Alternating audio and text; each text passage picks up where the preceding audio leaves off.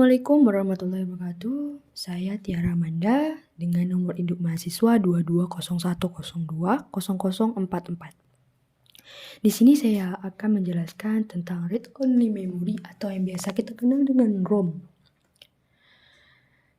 Baik, langsung saja kita masuk ke topik pembahasan yang pertama, yaitu ada pengertian ROM. ROM atau Read Only Memory merupakan media penyimpanan yang digunakan untuk menyimpan data maupun informasi dalam perangkat komputer dan bersifat permanen. Memori ini hanya bisa membaca data yang tersimpan di dalamnya, tetapi kita tidak bisa menulisnya. Nah, masuk lagi ke topik yang kedua, ada fungsi dan cara kerja ROM. Nah, ROM berfungsi untuk menyimpan data dan informasi yang bersifat permanen. ROM juga berguna untuk mendistribusikan software atau perangkat lunak komersial untuk mencegah kerusakan yang akan terjadi saat akan melakukan instalasi ulang sebuah perangkat lunak. Selain itu, ROM merupakan tempat kode booting tersimpan. Nah, selanjutnya ada cara kerja ROM, yaitu kita memasukkan sebuah data, baik informasi maupun sebuah program. Kemudian, data tersebut akan tersimpan secara permanen dan tidak akan dapat terhapus. Setelah itu, data tersebut akan menjadi output device. Nah, selanjutnya ada karakteristik ROM. ROM memiliki karakteristik yang pertama, merupakan sebuah non-volatile. Yang kedua, informasi yang disimpan dalam ROM bersifat permanen. Yang ketiga, informasi dan program yang tersimpan di dalam ROM hanya bisa kita baca. Yang keempat, informasi dan program disimpan di ROM dalam bentuk format binary. Nah, kelima, digunakan dalam proses startup atau booting komputer.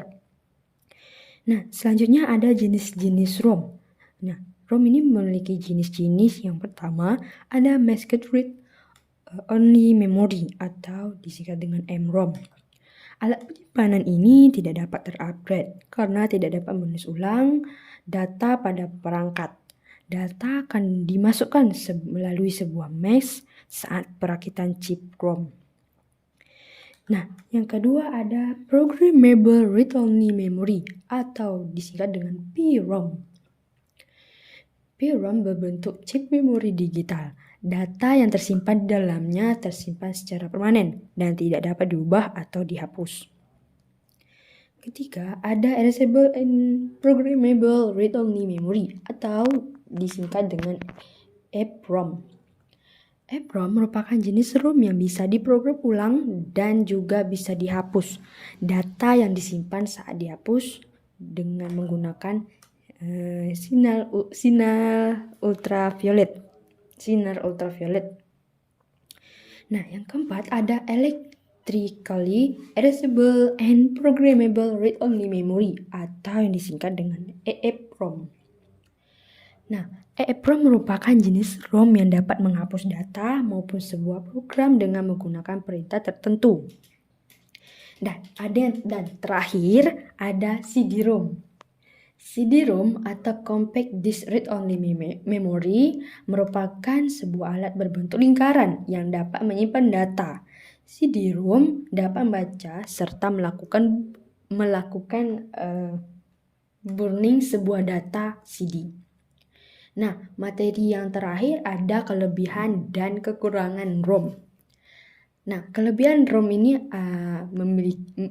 terdapat lebih murah daripada RAM dan merupakan memori non-volatile. Nah, yang kedua, kelebihan ROM adalah lebih dapat diandalkan dibandingkan dengan RAM. Nah, yang ketiga, ada sirkuitnya sederhana dibandingkan dengan RAM. Dan terakhir, tidak perlu waktu refresh karena statis. Nah, tapi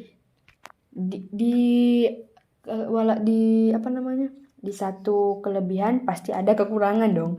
Nah, kekurangan dari ROM merupakan ROM ini berjenis memori read only, yaitu hanya bisa dibaca sehingga tidak dapat dimodifikasi.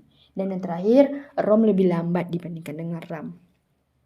Nah, mungkin itu saja yang bisa saya sampaikan. Semoga bermanfaat dan saya akhiri dengan Assalamualaikum warahmatullahi wabarakatuh.